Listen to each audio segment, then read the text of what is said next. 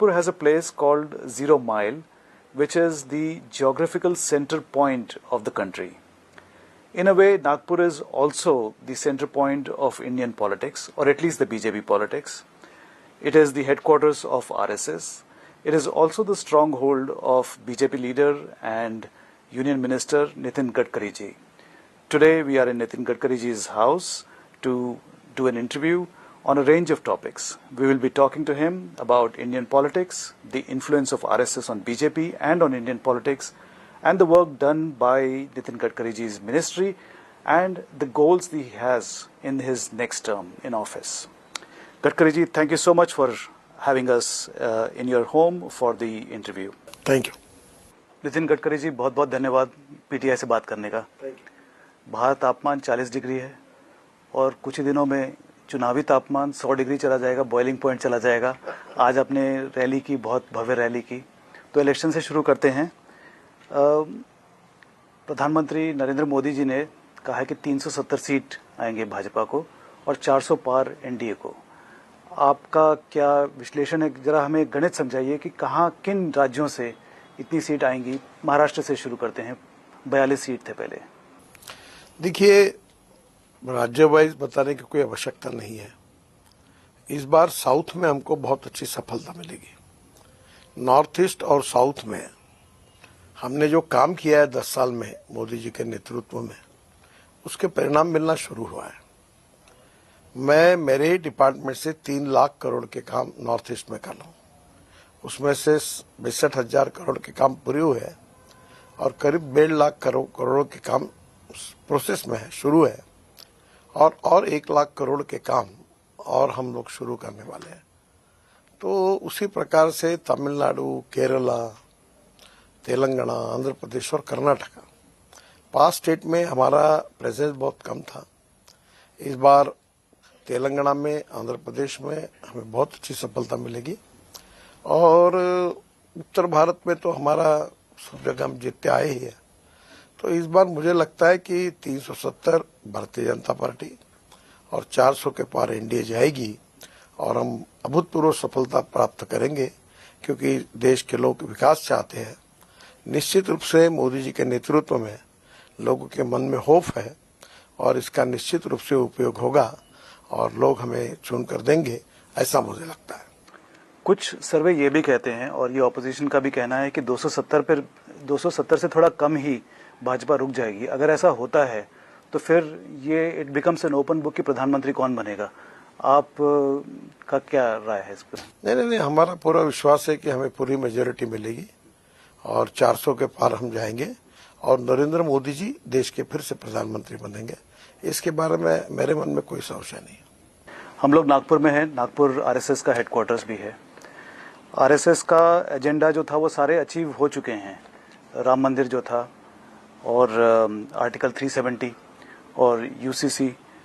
तो अब आगे क्या बचा है और आपका पर्सनल एजेंडा क्या रहेगा? जो आरएसएस सेंटिनरी सेलिब्रेट होने वाला है अगले साल, तो आपका पर्सनल एजेंडा क्या रहेगा आरएसएस के तौर पे? मेरा पर्सनल एजेंडा मेरे कॉन्स्टिट्यूंसी के लिए रहेगा, जहां से मैं चुनकर आया हूं, और आरएसएस का एजेंडा तो आरएसएस ही बताएंगे कि उनका एजेंडा क्या होगा। परम स्वयंसेवक के रूप में जो भी उनकी अपेक्षा होगी वो पूरा करना हमारा काम होगा।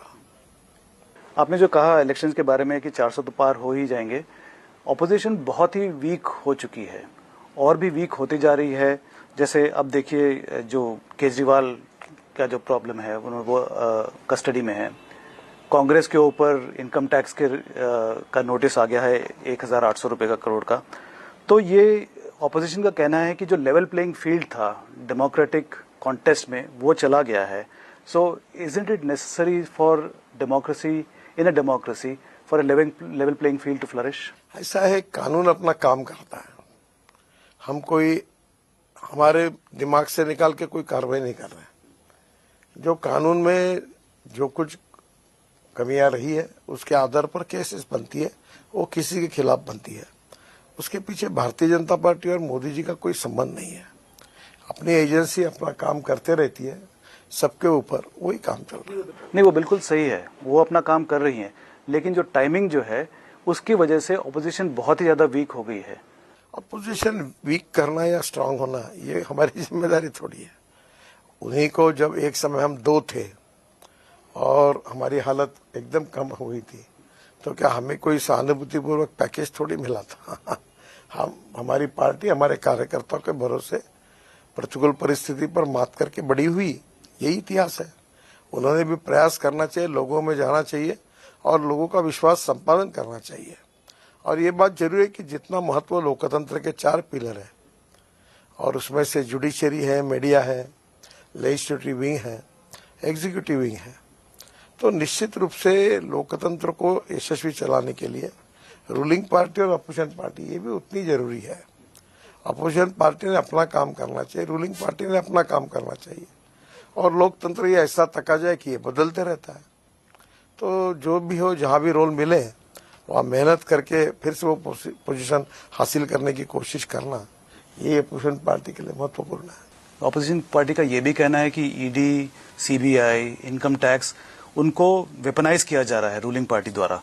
ये परसेप्शन गलत बात है। हम किसी को वेपनाइज नहीं कर रहे हैं, कानून अपना काम करता है। अब किसी के घर में 300-400 करोड़ रुपए की नोटें मिलती है जो लोग देखते हैं। अब जो इंक्वायरी होती है उसमें जो भी दोषी होते हैं तो कार्रवाई करते हैं। अगर उन एजेंसियों ने गलत कार्रवाई की तो कोर्ट में जाने का उनका अधिकार है। ये एक कोइंसिडेंस भी है कि बीजेपी का कोई भी नेता ईडी के नेट में नहीं आया, सीबीआई के नेट में नहीं आया। जो जितने भी आए हैं सब ऑपोजिशन के, और वो भी जो पहले उन्होंने जो काम किया था। तो इसका मतलब ये निकलता है, सारांश ये निकलता है कि पहले काफी करप्शन था जो अब एक्सपोज हो रहा है। ये आपका भी परसेप्शन ये है कि? बिल्कुल सही है। जिन्होंने पुराने समय कुछ गलतियां की है वो एजेंसी के इंक्वायरी में आ रहा है। इसके साथ कोई पॉलिटिकल पार्टी करके हमारा और हमारे सरकार का कोई संबंध नहीं है। लेकिन वही ऑपोजिशन पार्टी के लोग जो बीजेपी को अटैक करते थे और जिनके अगेंस्ट करप्शन केसेस थे, वो बीजेपी ज्वाइन करते हैं तो लगता है कि एक वॉशिंग मशीन पॉलिटिक्स आ गई है, वो एकदम से स्वच्छ होकर निकलते हैं। ऐसा कुछ नहीं होता है। कानून अपना काम करता है। जैसी जैसी परिस्थितियों में जो जो एविडेंसेस होते हैं उसके आधार पर एजेंसी अपना काम करती रहती है। इस प्रकार का आरोप गलत, बेबुनियाद है और कोई राजकीय दृष्टि से ऐसा कोई काम नहीं करता। चलिए करप्शन को छोड़ दीजिए, लेकिन जो ऑपोजिशन के जो लीडर्स हैं जिन्होंने बहुत अटैक किया है बीजेपी के ऊपर, उनको लिया जा रहा है ये बीजेपी की जो ओपन डोर पॉलिसी है, इससे आप सहमत हैं? देखो, पार्टी की नीतियों से पार्टी का कार्यकर्ता हूँ, पार्टी के विचारों के साथ मेरी कमिटमेंट है और पार्टी का हर निर्णय के साथ मेरी कमिटमेंट है। इस सवाल ही नहीं उठता कोई। अभी आपने देखा रिसेंटली प्रफुल्ल पटेल के अगेंस्ट जो चार्जेस थे वो उनको क्लीन चिट मिल गया है एयर इंडिया के मामले में। देखिए, जो सच्चाई थी जो इंक्वायरी में बाहर आया उसके ऊपर इसका भारतीय जनता पार्टी, प्रधानमंत्री या और किसी का कोई संबंध नहीं है। भारतीय जनता पार्टी ने बहुत आरोप लगाए थे मनमोहन सिंह के खिलाफ। क्या भारतीय जनता पार्टी अपोलोजाइज करेगी, माफी मांगेगी मनमोहन सिंह जी से जो वो कांग्रेस पार्टी चाह रही है? नहीं, सवाल ही नहीं उठता। जब आरोप लगाए थे तो कुछ बातों में तथ्य निकला है। कोल के इसमें कोल स्कैम हुआ, सुप्रीम कोर्ट ने इसके ऊपर जो कुछ निर्णय दिए उन लोगों के सामने है। जो विशेष रूप से टेलीकम्युनिकेशन का जो कांड निकला उसमें भी किस प्रकार की इंक्वायरी में पा रहा है ये भी लोगों को पता है।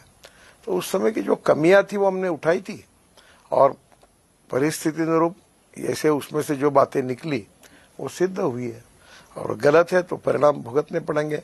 तो हमने उसके आधार पर टीका टिप्पणी की है, तो कोई गलत नहीं किया। इलेक्टोरल बॉन्ड्स इशू को लेके चलते हैं। उसमें ये उभर के आया है कि जो भी रूलिंग पार्टी जो थी उनको बहुत सारा डोनेशन मिला गया और एक परसेप्शन था कि क्विड प्रो को एक तरह से हुआ गया। तो आर यू लिटिल अनकंफर्टेबल कि जो ऑप्टिक्स जो उसके सराउंडिंग है वो ठीक नहीं लगता?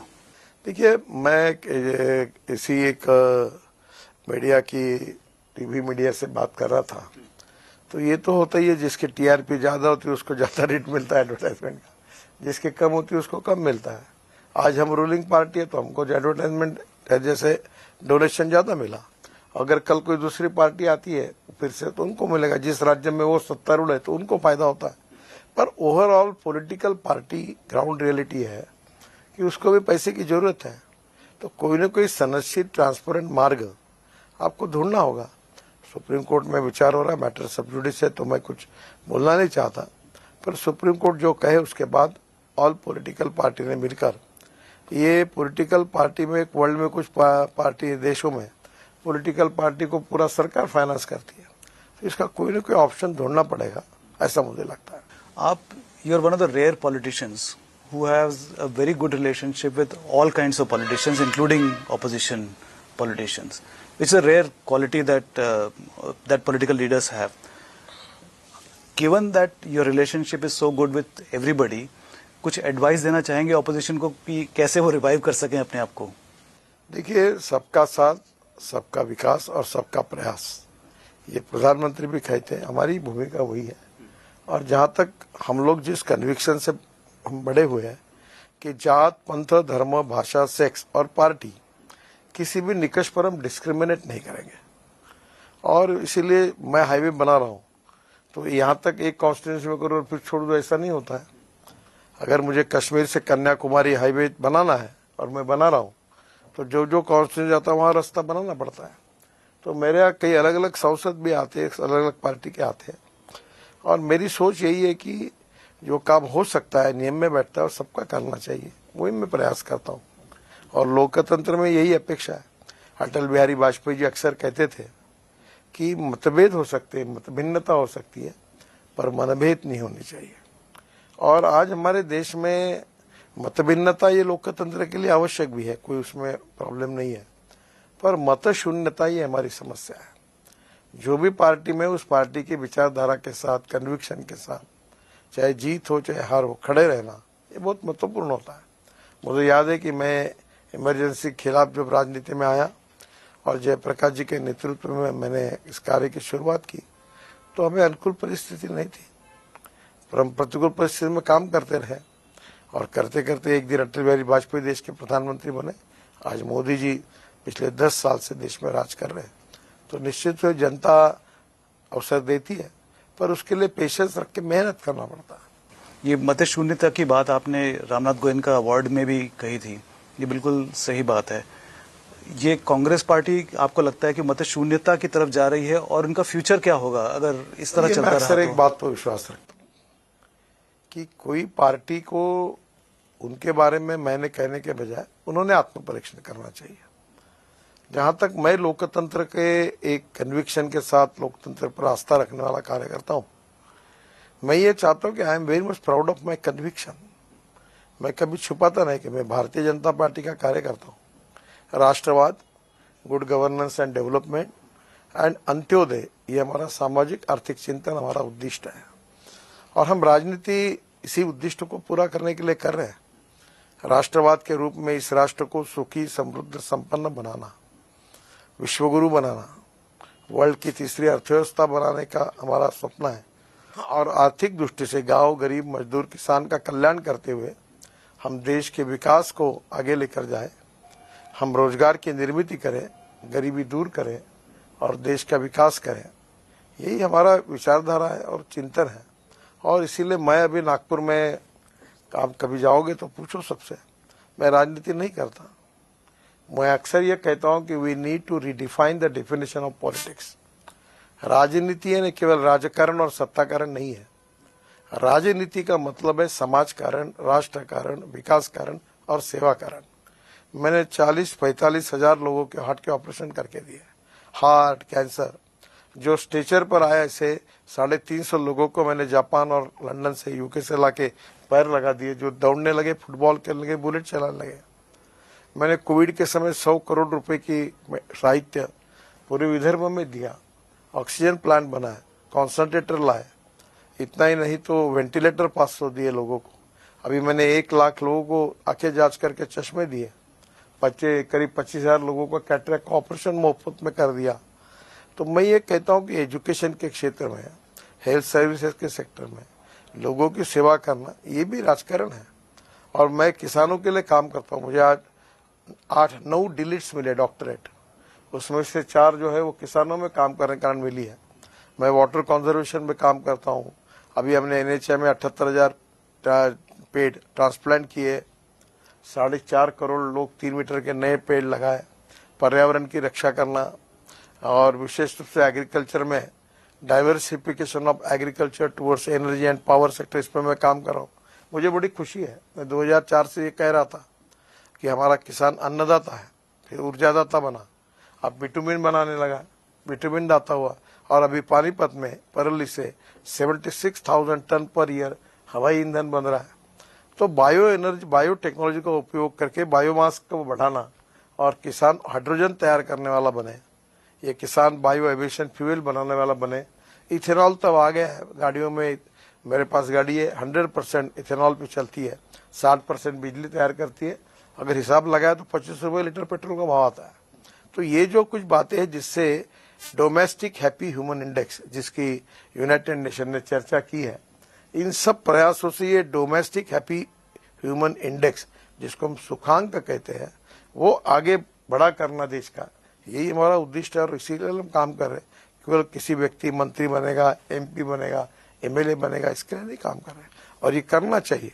और इसलिए मैं अक्सर कार्यकर्ता को भी कहता हूं कि आप आपके कॉन्स्टिट्यूंसी में एक विकास प्रकल्प और एक सेवा प्रकल्प चलाइए, और मेरी ये सोच है, मेरा ये कन्विक्शन है। हम लोग नागपुर में घूमे हैं और सबका यही कहना है कि आप जो भी कैंपेन करते हैं वो डेवलपमेंट पे ही कैंपेन करते हैं, कि आपने नागपुर कॉन्स्टिट्यूएंसी के लिए क्या किया उसी पे आप कैंपेन करते हैं।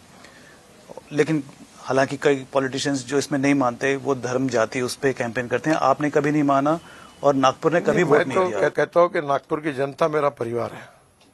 मैं जातीयवाद और सांप्रदायिकता की राजनीति कभी नहीं करूंगा। जात, पंथ, धर्म, भाषा और सेक्स और पार्टी, इसके आधार पर किसी को डिस्क्रिमिनेट नहीं करूंगा।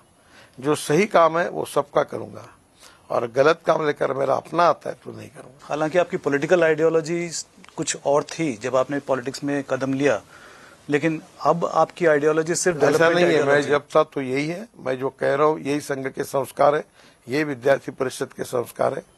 और संघ कोई जातिवादी नहीं, सांप्रदायिक नहीं। और जब जब मोरवी से लेकर अनेक देश में संकट आई तो संघ के स्वयंसेवकों ने इसी प्रकार से काम किया, और वही संस्कार लेके मैं काम कर रहा हूँ। हम कल भी थे तो हमारी सोच वही थी, आज भी है, वही है।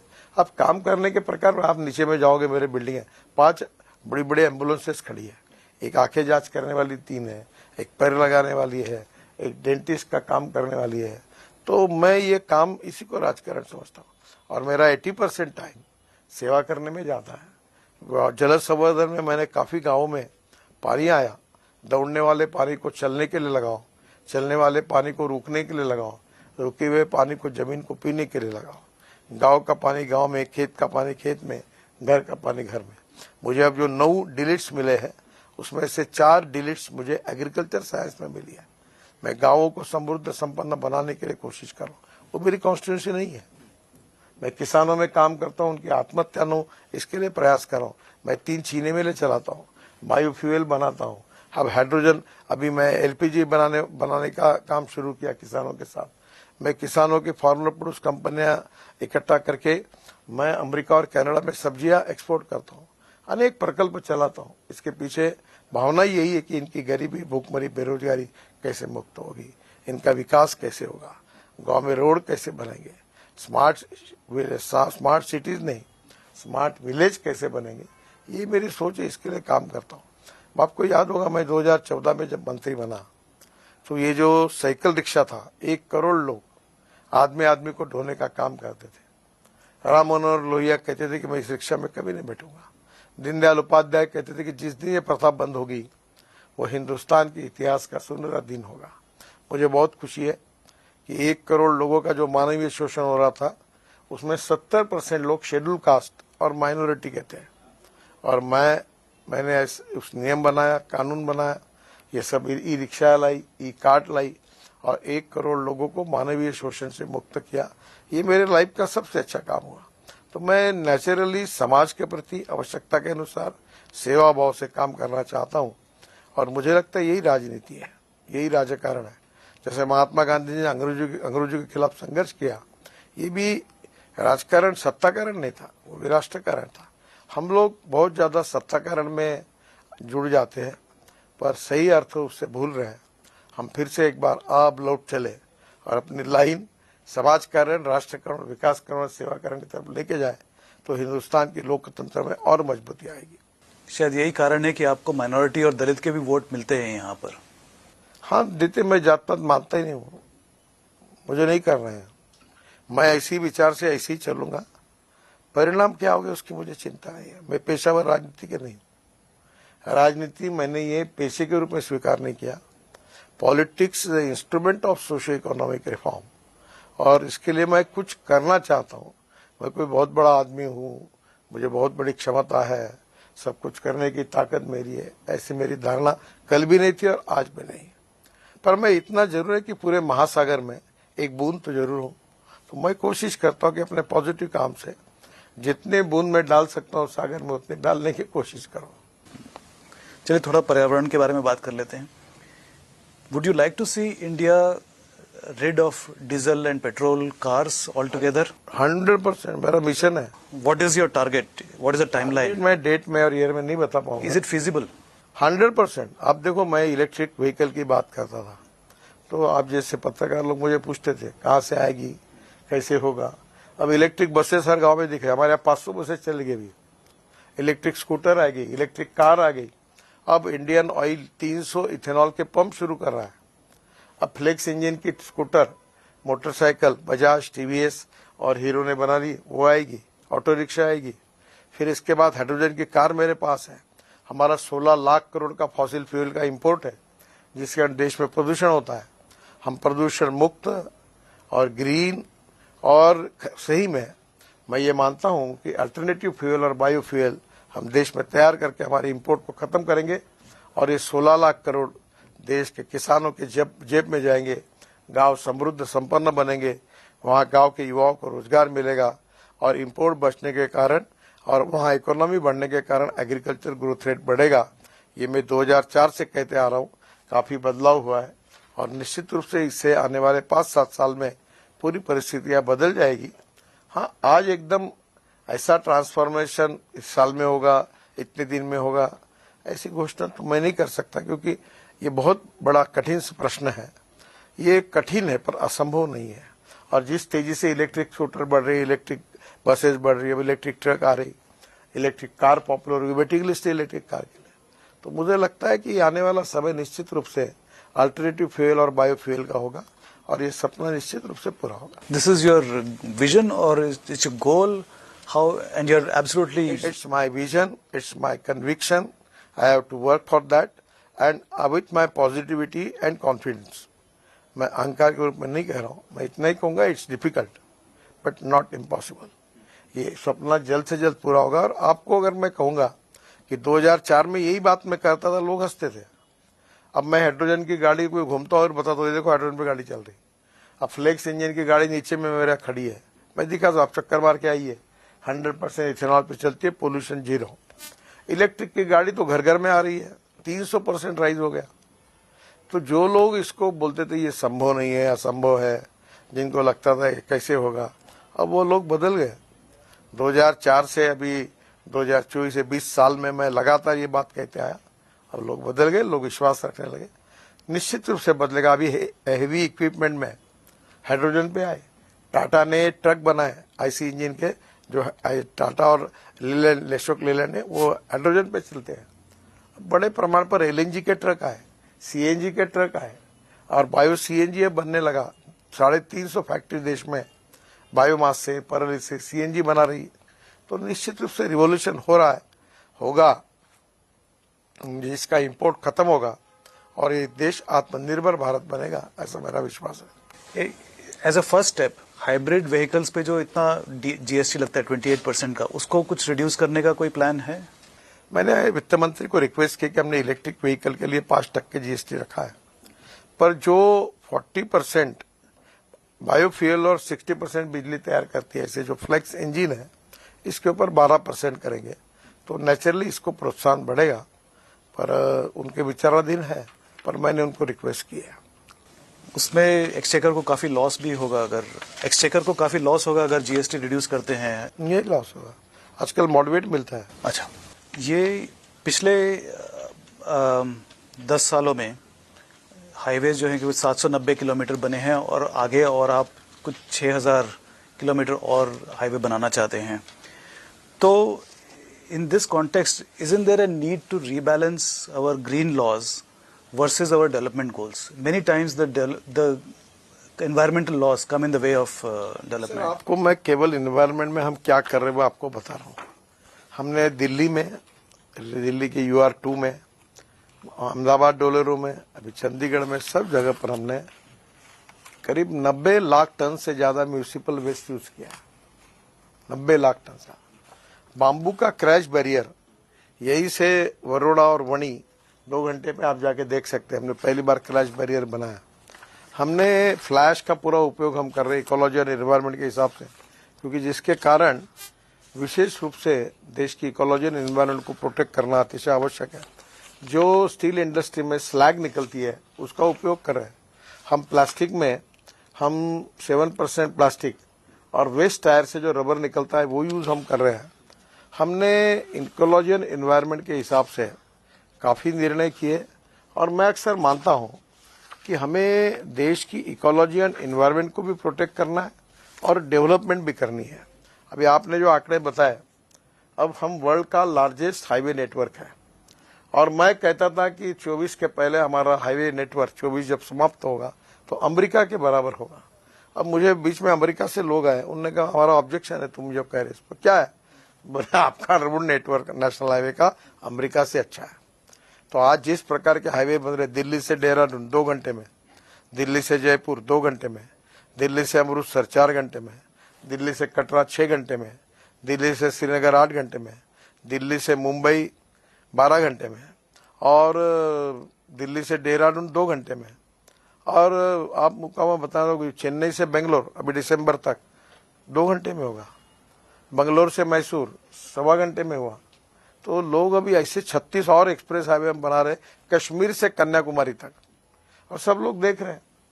और सब लोगों को, आप अरुणाचल, मेघालय, त्रिपुरा जाओ, कितने रोड बन रहे हैं।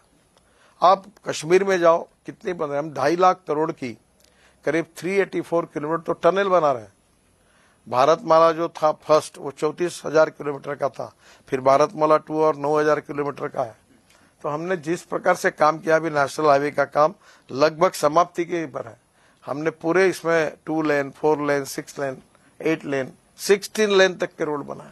आप दिल्ली में रहते हो, दिल्ली से मेरठ जाते समय जो हमारा दिल्ली की शुरुआत होता है रोड कितने का है? 16 लेन का रोड बना।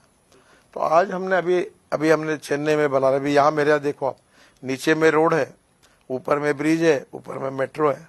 अब पूना में 50,000 करोड़ के ऐसे ब्रिज बना रहे। हमने चेन्नई में बड़े बना रहे हैं। हमने सब पोर्ट को कनेक्ट कर दिया है। अब पोर्ट, रेलवे स्टेशन और डिस्ट्रिक्ट अपने हाईवे, अपने एयरपोर्ट को जोड़ रहे हैं, इंडस्ट्रियल कॉरिडोर को जोड़ रहे हैं, लॉजिस्टिक पार्क को जोड़ रहे हैं।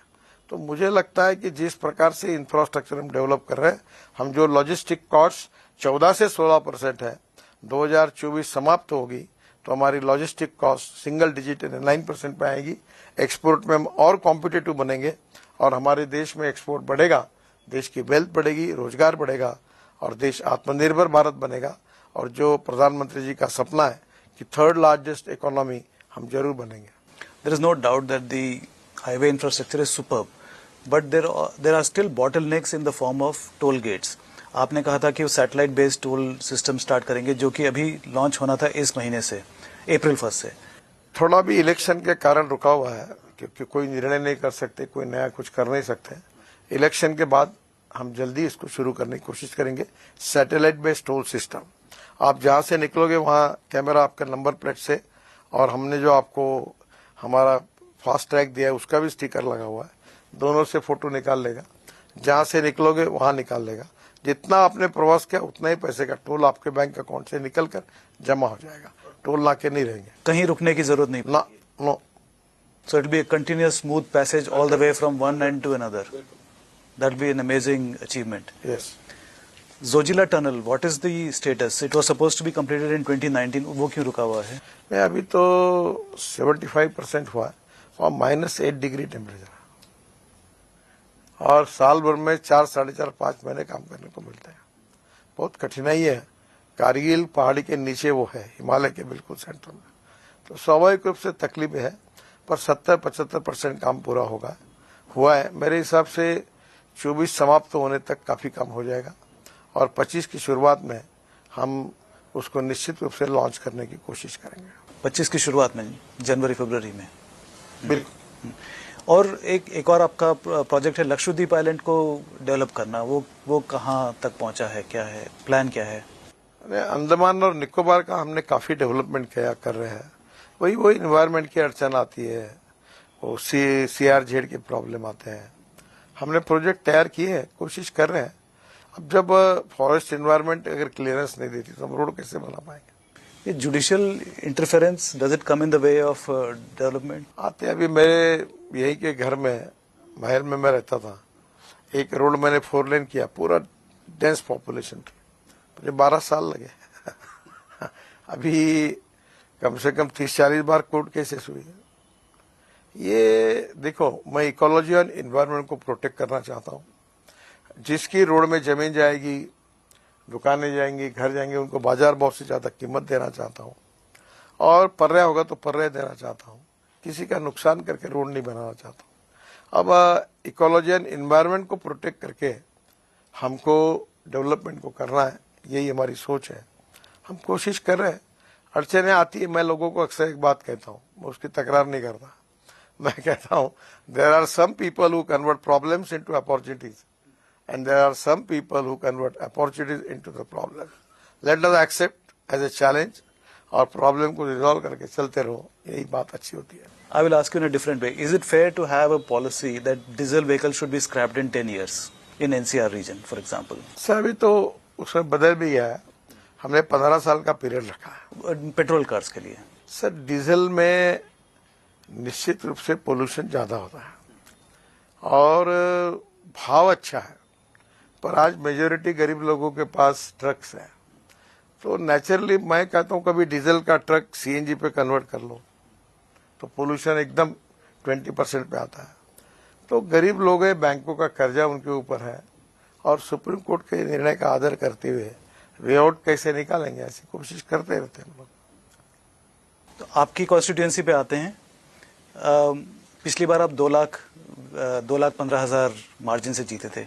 इस बार का क्या आपको लगता है? मेरा उद्देश्य है कि मैं 5 लाख से ज्यादा मार्जिन से जीतूंगा। इस बार परिस्थिति वैसी है, और मैंने जो कहा था कि मैं 10 साल का मेरा कार्य और मेरा नाम लोगों को मालूम है, इसलिए पोस्टर बैनर में नहीं लगाऊंगा। मैं heart to heart, man to man और हाउस टू हाउस लोगों से संपर्क करूंगा। आज मेरी पदयात्रा 4 प्रभाग में गई। 4 प्रभाग ने 16 वार्ड, और 16 वार्ड ने कम से कम मैं आज 2 लाख लोगों से मेरा संपर्क हुआ। तो मैं लोगों को जान रहा हूँ, लोगों मुझे बाहर आ रहे, कोई आरती ये कर रहे, फूल ये कर रहे हैं, तो मैं लोगों को मिलूंगा।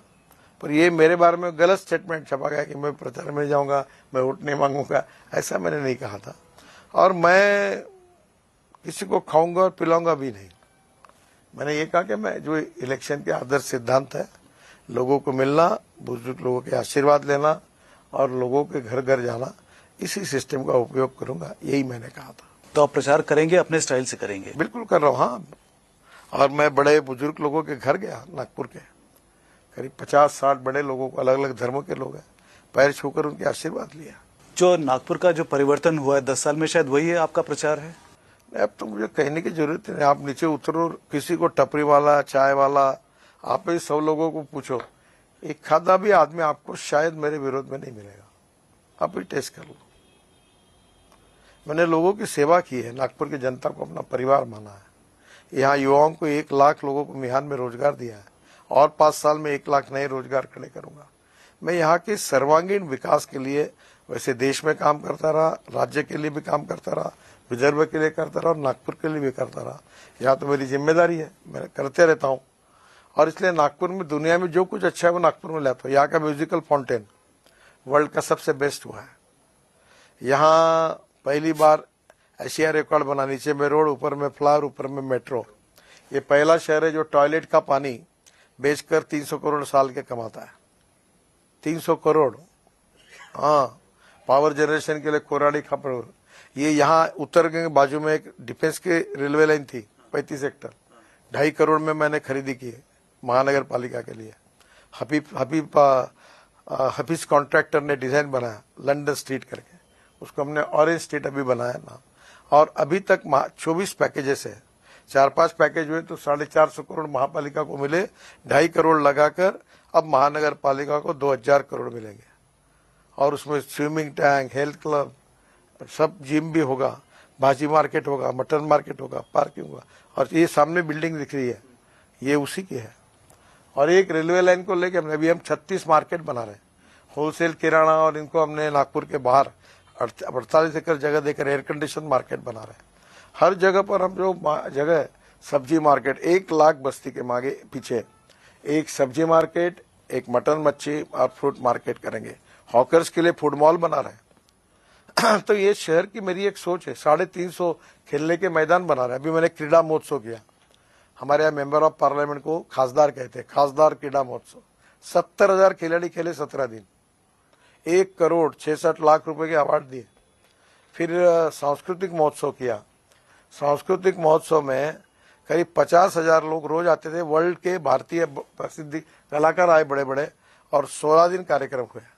भक्ति महोत्सव किया, 10-10 हजार 12-12 हजार कोई भगवत गीता, ज्ञानेश्वरी, अपना राम रक्षा, कभी हनुमान चालीसा, इसका पठन हुआ। भगवान गौतम बुद्ध के स्तोत्र का पठन हुआ।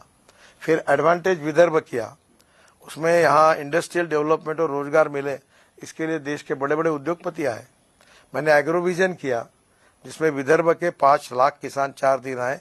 अब एग्रो कन्वेंशन सेंटर देश का पहला, उसका मंजूर होगा, टेंडर निकल गया। 400 करोड़ का बड़ा सेंटर बना रहे, और यहाँ एग्रीकल्चर कन्वेंशन होगा।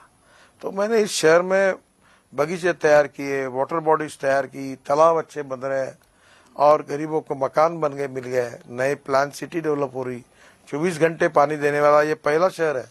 24/7 देश में यही है। अब करीब 70% तक लोगों को पानी मिल रहा है फुल। हाँ, पानी की 89 टाकियां बनाई, पाइपलाइन की सिस्टम बदली साहब। तो बिल्कुल इंडिया के सेंटर में आपने एक मॉडल सिटी बनाना चाहते हैं। मेरी बिल्कुल इच्छा है कि नागपुर हिंदुस्तान का नंबर 1 का सुंदर, स्वच्छ और प्रदूषण मुक्त शहर बने। ये ऑरेंज सिटी है, ये टाइगर कैपिटल है, ये 0 माइल है। सब इसके अपने आप में एक विशेषता है, उसको मेंटेन करते हुए नागपुर आगे जाए, और नागपुर की जनता देश के सबसे सुंदर और स्वच्छ शहर के रूप में अभिमान के साथ कह सके। यही मेरा कार्यक्रम है, यही मेरी दिशा है, और यही मेरी विजन है, और यही मेरी कमिटमेंट है। ये करने के लिए मैं कोई, अभी दोनों स्टेशन अच्छे हो रहे हैं, 5 स्टार। एयरपोर्ट सुप्रीम कोर्ट में अटका है 3 साल से। तो यही बात पूछने वाला था। अब क्या करूं मैं, वो तो कोई रिजेक्ट करे या स्वीकृति करे, हमारे हाथ में हम आगे नहीं जाते। बहुत बहुत धन्यवाद। थैंक यू, बहुत बहुत धन्यवाद, आपका आभारी हूँ।